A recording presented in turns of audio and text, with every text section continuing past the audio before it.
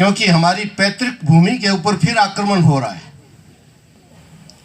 हम आपस की बहसबाजी के लिए इकट्ठा नहीं हुए हैं, हम एक बात के लिए इकट्ठा हुए हैं कि एक व्यापारी सो रहा था रात को और उसके पेट के ऊपर से चूहा निकल गया।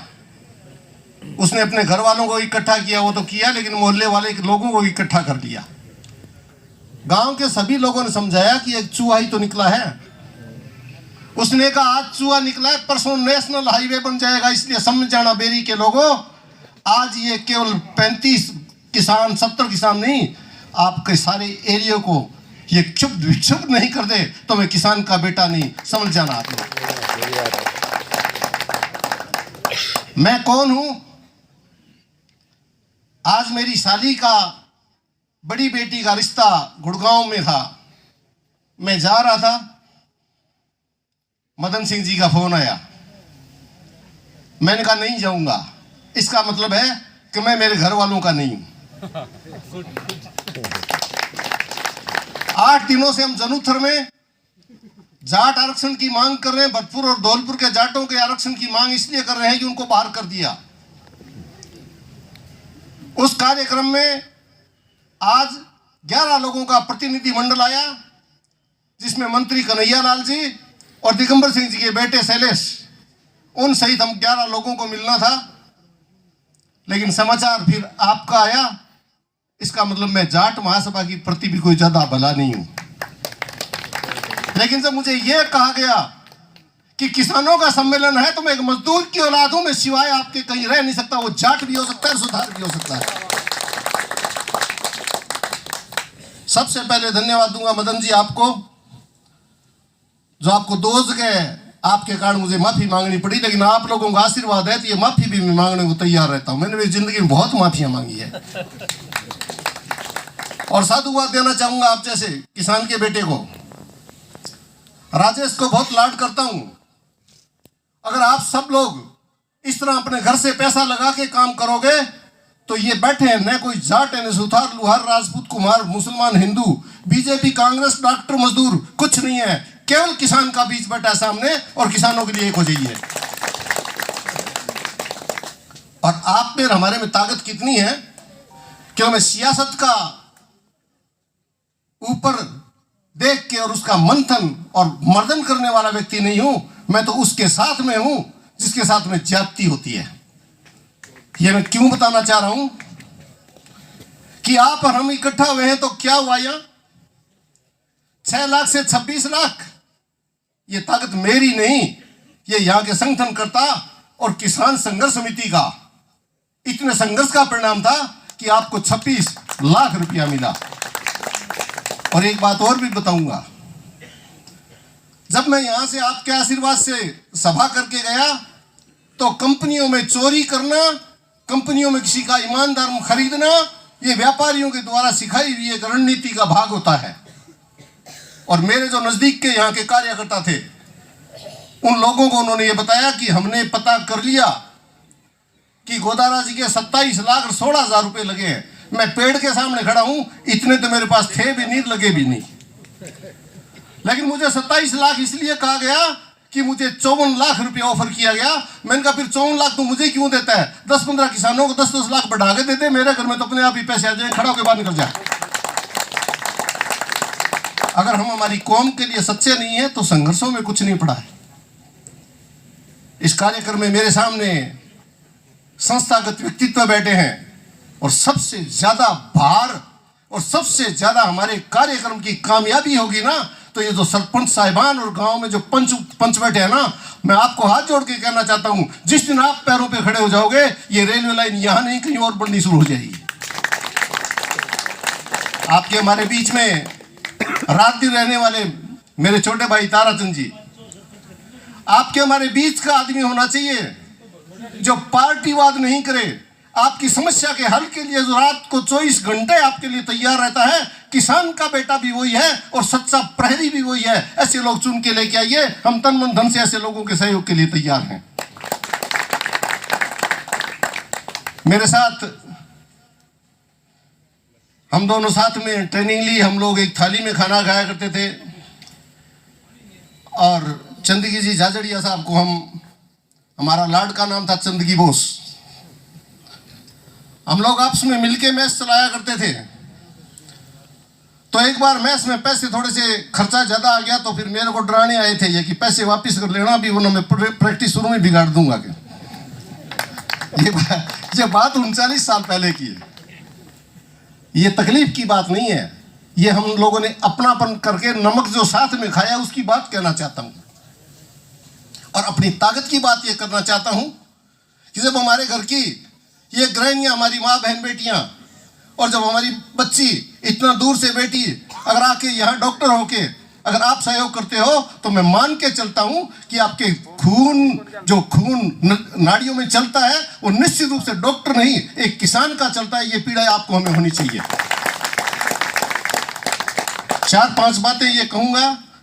कोई आप में हिंदू नहीं है, कोई मुसलमान नहीं है, कोई जाति विशेष का आदमी नहीं है, कोई भी जाति ऐसी नहीं जो हमारे साथ नहीं है।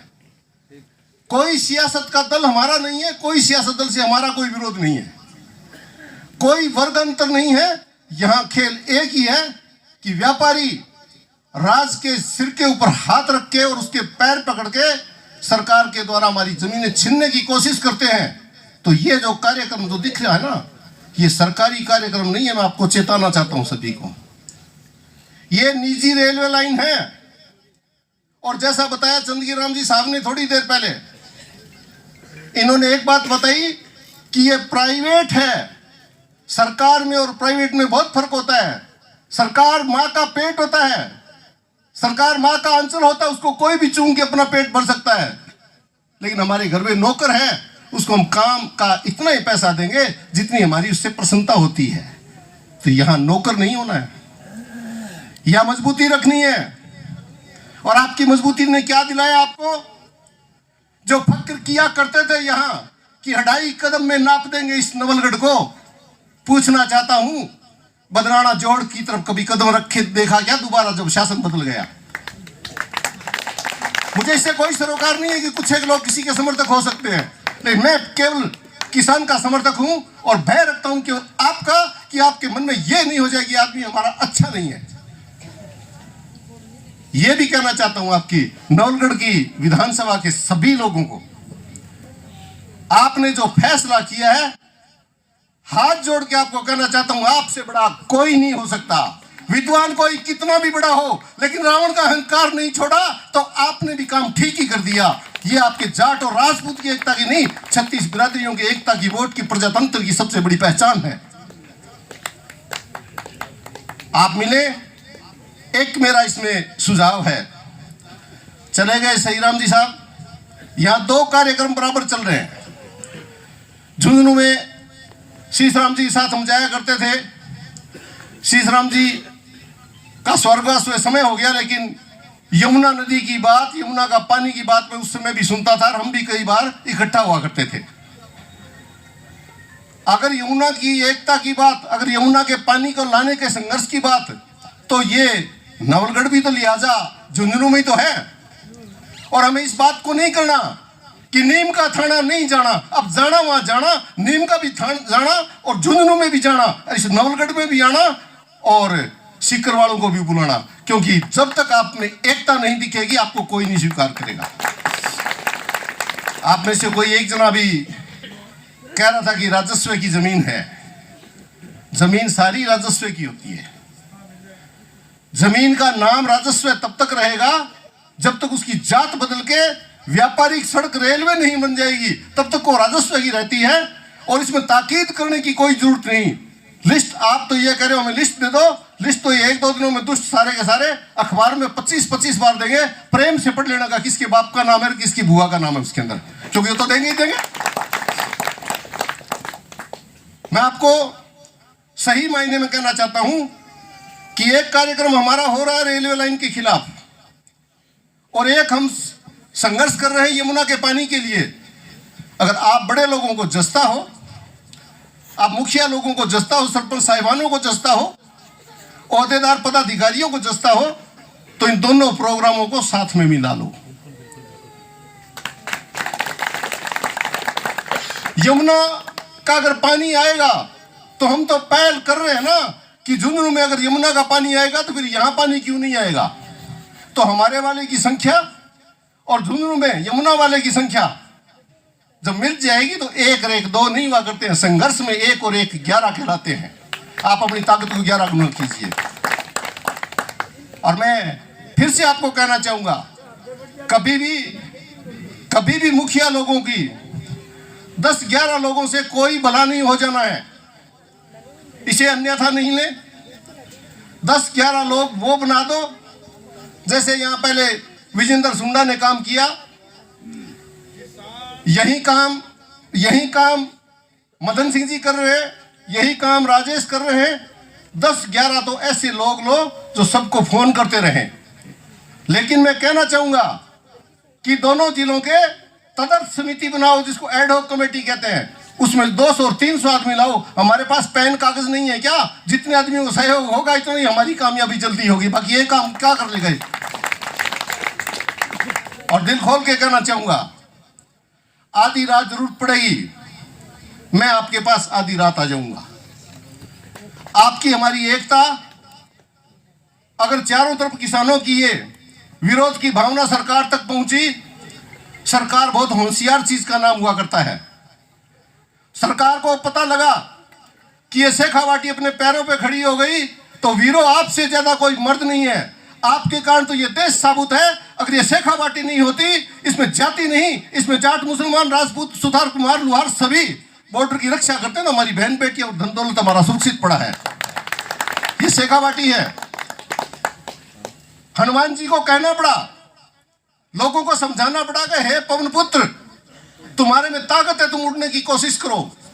मैं तुम्हें यह कहना चाहता हूं कि आप में ताकत और संबल जो है उसको इकट्ठा करके आप अपने हकों के लिए कीजिए। और यह मत सोचिए कि 70 ही परिवार है, ये 70 से 700 होते हुए कोई देरी नहीं लगाए हैं। ये तो एक बार थर्मामीटर लगा के देखा है कि 99 डिग्री बुखार आया है, 106 पे तो मर ही जाना है ना। अच्छे से काम करें। मदन सिंह जी आप आयोजक हो, मैं इसके कानून का, चंदीराम जी मेरे बहुत अच्छे मित्र भाई हैं और इनकी योग्यता ज्यादा तो नहीं है। मेरे एक नंदलाल जी शर्मा हुआ करते थे, उनके जवाई का क्रशर था दिल्ली अपने जयपुर में, बस्सी में मीणों का एरिया बहुत ज्यादा है। पिछले 7 साल से बिजली का कनेक्शन नहीं लगवाने दे रहे थे तो उनका कलेक्टर आपका दोस्त है। मैंने कहा कलेक्टर मेरा दोस्त हो सकता है लेकिन वहाँ एसटीएम चंदगीराम है, वैसा आदमी दूसरा नहीं हो सकता। हम कलेक्टर में भरोसा कम करते हैं, हम तो एसटीएम में भी नहीं करते, हम तो हमारे वाले में करते हैं। मैं इनके पास में गया, इन्होंने 4 दिनों में 29 आदमी गिरफ्तार किए और उस क्रशर को चलते हुए आज साल 24 हो गए। उस क्रशर का नाम ही बदल गया, लोगों ने चंदगीराम कर रखा, आपको ध्यान ही नहीं है अभी तक। मौके पे जिसने कर दिया, जिसने जो शिलालेख लिख दिया वो सदा उसको पढ़ा जाएगा। और आयुर्वेद में हमारे वेदों ने दवाइयों के नाम नहीं लिखे, पुड़ियों के नाम लिखे कि पुड़ी नंबर 3 और पुड़ी नंबर 5 दे दे। वो जब मरा तो उसके साथ ही पुड़ी चली गई, पुड़ी की दवाई तो बताई नहीं इसने, इसलिए लिख देना चाहिए। और हम ये इबादत आज यहाँ खड़े होकर कह रहे हैं, 36 बिरादरियों का समाज है हमारा, व्यापारी कौम का आदमी है, अग्रवाल और जैन भी है, अगर वो खातेदार है तो यहाँ किसान है, इसलिए बिना भेदभाव के हम सारे इकट्ठे हों। और आधी रात, मदन जी आप आधी रात कह देना, आर्थिक सहायता सदा रखता हूं मैं, जेब में नहीं रखता, उधार लाता हूं, ब्याज नहीं चुकाता, लेकिन आपके सामने कभी भी फेल नहीं होगा, ये मैं आपको कह सकता हूं। जब तक एक घर का रुपया नहीं आएगा तब तक शक्ति नहीं बनेगी। पिछली बार मुझे कहा कि यहां प्रोग्राम अगर आप और बड़ा करा देते तो और पैसे लगा दो, मैंने कहा और लगा देता हूं। क्या कितने लगा देते हो? मैंने कहा 48 लाख रुपए गाड़ी है, 24 लाख ला, तू ले ले, मैं 24 लाख आज ही लगा के चला जाता हूं, मेरे को बस बता दे कितने बजे जाएगी। जिन्होंने पा लिया है अपनी मंजिल, वो रास्ते के पत्थरों से डगमगाया नहीं करते हैं। गाड़ी घोड़े का काम आप तक पहुंचने का है, जो बस से आया उसी का भी इतना ही सम्मान है और जो पैदल आया उसका उससे ज्यादा सम्मान है। बात यह होनी चाहिए कि वो आप हमारे बीच में होना चाहिए। ऐसे कार्यक्रम करें आप।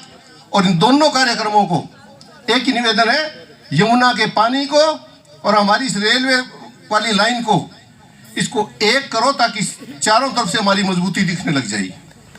और आप हम तो कई बार पढ़ बातवी होते हैं ना, तो बातवी नहीं होते तो पढ़ बातवी भी तो होते ही हैं। तो मिलना दोनों आमने सामने पड़बातवी के रूप में पड़बातवी हुई और बारात डरी गई कि भाई पड़बातवी बहुत ज्यादा है और बारात है सरकार की।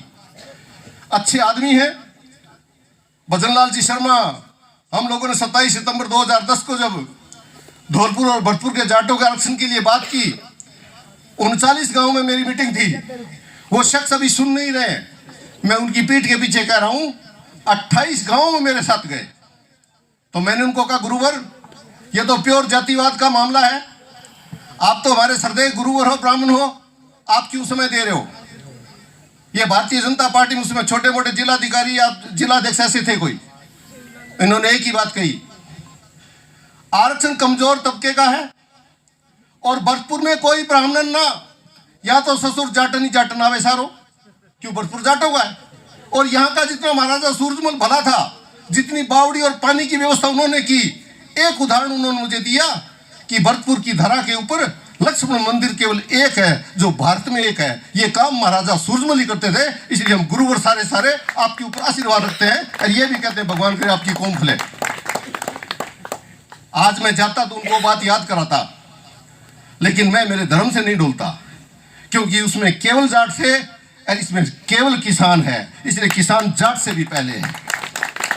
तो मैं, आप लोगों ने मुझे याद किया और मुझे डराने धमकाने की कोशिश की। आपने कहा कि कहां तक आ गए, इन्होंने 12 बजे पूछा कि कहां तक आ गए, मैंने 11:15 बजे से दादिया में बैठा हूँ, गुगारा में बैठा हूँ, रामगढ़ गांव में बैठा हूँ। तब ये ठीक हो गया, मैं डरा नहीं आपसे, क्योंकि मैं गलती नहीं करता। ऐसे कार्यक्रम रखे, सबसे ज्यादा निवेदन करूंगा एक एक आदमी को जो समय दिया जावे उस समय पे आवे।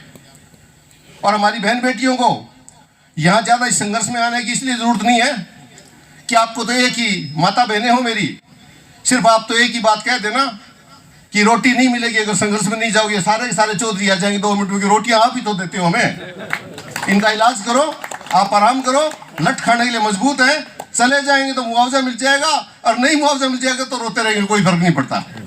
तो मैं धन्यवाद देता हूं, आपने याद किया, बुलाया, सहा मुझे। किसी तरह की कोई 2 शब्दों की मेरे से गलती हो गई हो, और ये जो विशेष कार्यकर्ता है जो मदन जी, राजेश